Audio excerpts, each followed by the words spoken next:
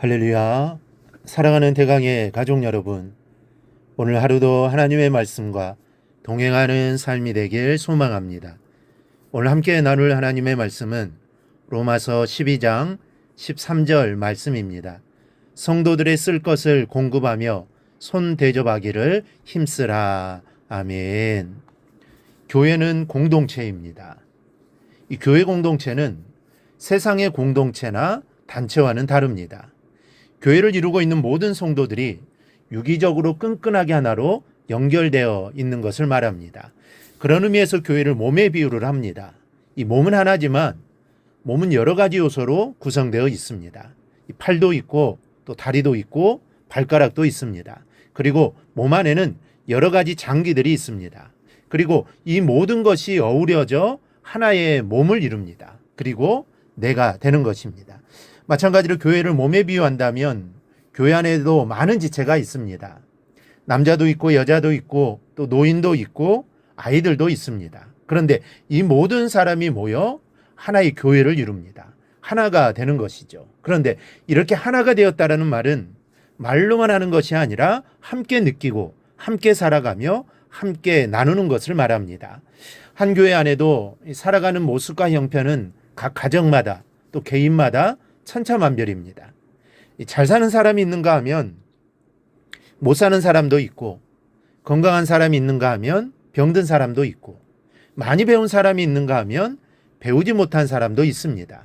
그런데 내가 남보다 더 가졌다는 것은, 아니 더 정확히 말해 하나님께서 내게 다른 사람보다 더 많은 것을 소유하게 해주신 것에는 하나님의 어떤 뜻이 담겨져 있을까요?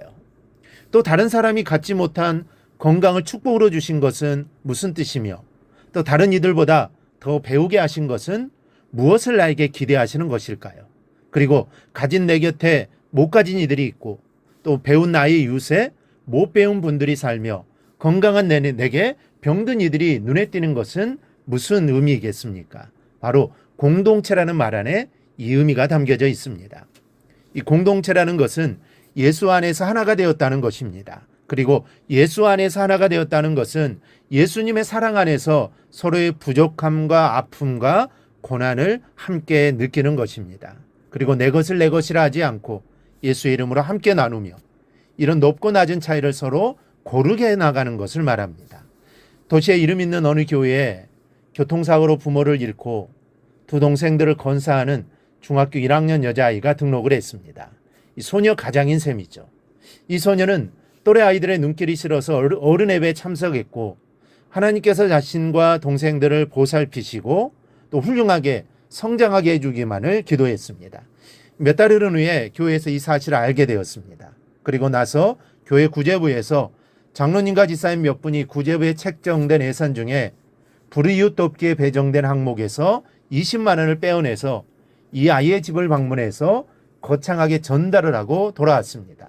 그리고는 그 아이의 존재에 대해서 까맣게 잊어버렸습니다. 그리고 이 아이는 사람의 물결에 휩싸여 교회에 나왔다가는 예배만을 드리고 돌아갑니다. 그런데 언제부터인가 이 아이들의 집에 희한한 일이 일어나고 있었습니다. 삼남매가 학교를 다녀오면 누가 다녀가는 적이 남아있는 것입니다. 이때로는 쌓아놓았던 빨랫감들을 세탁해서 널어놓기도 하고, 밑반찬을 만들어 상을 차려놓기도 하고, 쌀이 떨어질 때는 쌀을 사다 놓기도 하는 겁니다. 이 소녀는 고마운 중에도 누가 하는 일인지를 알 수 없어서 궁금하기만 합니다. 그런데 그런 중 한 번은 시험 기간 중이라 일찍 돌아오게 되었는데, 그렇게 궁금해하던 그분이 누구인지를 알게 되었습니다. 바로 그 교회의 나이 드신 할머니 지사님이셨습니다. 놀라운 것은 이 할머니 지사님께서 반듯한 자식을 두신 분이 아니시라는 겁니다. 이 지사님 자신도 의지할 자식 하나 없이 골목을 찾아다니면서 빈 박스를 모아 살아가시는 무유탁 노인이었습니다. 작지 않은 그 교회는 떵떵거리며 사는 부유한 사람들도 많았을 겁니다. 또 마음만 먹는다면 교회가 이 아이들을 책임지기도 그리 어렵지는 않았을 겁니다. 그런데 결국에 이 아이들을 책임진 사람은 부유한 성도가 아니었습니다. 무유탁 할머니 지사님이셨습니다. 우리의 사랑이 입술을 내 기도로만 끝난다면 예수 안에서 우리가 하나라는 사실은 아무런 의미가 없습니다. 함께 느낄 수 있어야 합니다. 내 것을 나눌 수 있어야 합니다. 그것이 함께 살아가는 공동체입니다. 여러분, 성도의 공동체를 이루는 것이 주님의 뜻이요 바람이십니다. 그래서 이렇게 말씀합니다. 성도의 쓸 것을 공급하며, 서로 어려운 성도들의 필요와 궁핍을 도와줄 뿐 아니라 어려움에 함께 동참하라는 권면입니다. 우리는 이 일을 등한히 해서는 안 될 것입니다. 그렇다면 이 일을 이루기 위한 구체적인 태도를 어떻게 가져야 합니까? 먼저 나보다 못한 성도의 삶에 관심을 두어야 합니다. 나만을 바라보던 눈을 돌려 나보다 못한 성도들을 기억하십시오. 그리고 나도 하나님의 은혜가 아니면 그렇게 될 수 있다는 것을 기억하시기를 바랍니다. 그리고 지금 내가 가지고 있는 이것이 내 것이 아님을 인정해야 합니다.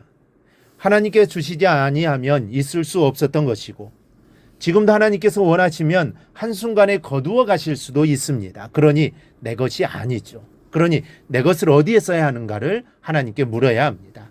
주인이 하나님이시기 때문입니다. 그러면 말씀해 주실 겁니다. 그리고 그곳에 내 것을 쌓아두십시오. 하나님의 역사가 바로 그곳으로부터 시작될 것입니다. 우리 모두 성도에 쓸 것을 공급하는 삶을 살아가기를 바랍니다. 나누며 살아가기를 바랍니다. 지금 내가 누리는 것은 하나님이 주신 것들입니다. 그리고 하나님은 내가 그것들을 나누며 베풀며 살기를 원하십니다. 이 하나님의 마음을 알아 나누는 삶을 꼭 살아가기를 주님의 이름으로 축원합니다.